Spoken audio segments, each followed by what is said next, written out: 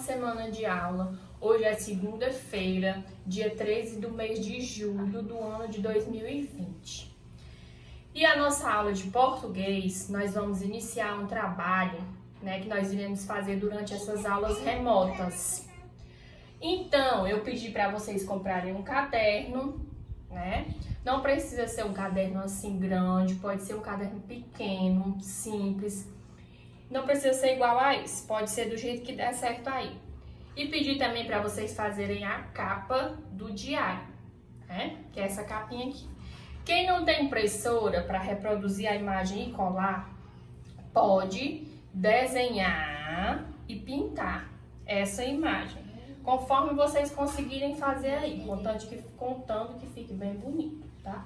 Depois de colocar a capa do diário, a gente vai desenhar o monstro das emoções, que é o monstro confuso, É esse monstro aqui.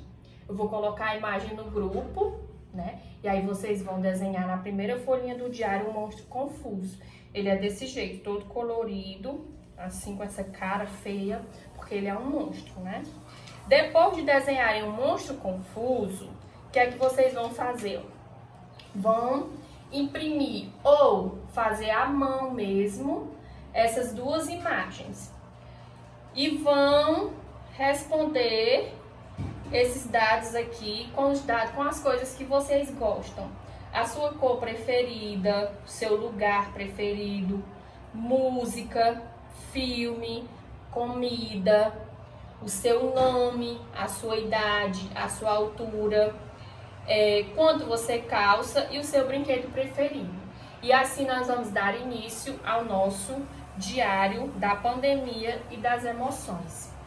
E agora, para começar esse trabalho, vocês vão assistir a história do monstro das emoções. Preste bastante atenção que eu vou colocar a historinha para vocês assistirem, tá certo? Esse é o monstro das cores.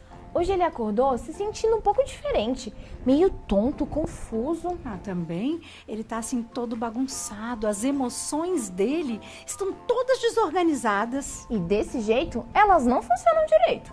A gente podia ajudar o monstro a separar as emoções para organizar.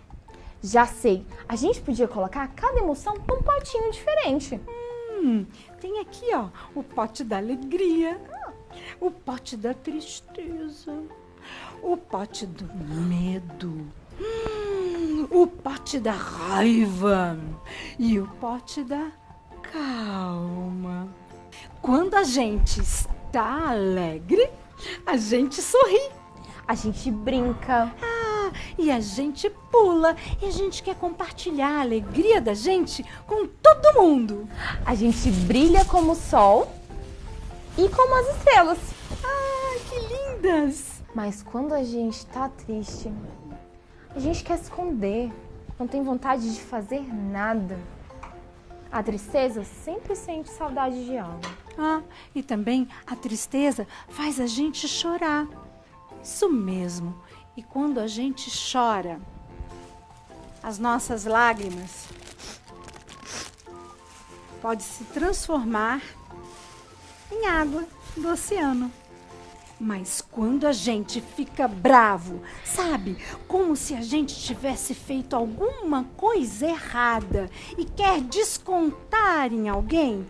Pois é, a raiva é assim, esse vermelho vivo, essa cara emburrada, arde como fogo, e é difícil de apagar.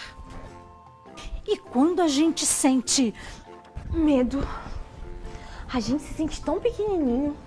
A gente sente que a gente é pouca coisa. A gente não consegue fazer o que pedem pra gente. A gente se esconde. A gente se esconde debaixo do cobertor, porque a gente fica com medo de errar. A gente fica com medo de escuro. A gente fica com medo de bicho-papão. Ai, que medo! Mas calma, não precisa sentir medo. Respira. Isso, muito bem. Porque quando a gente respira profundamente, assim,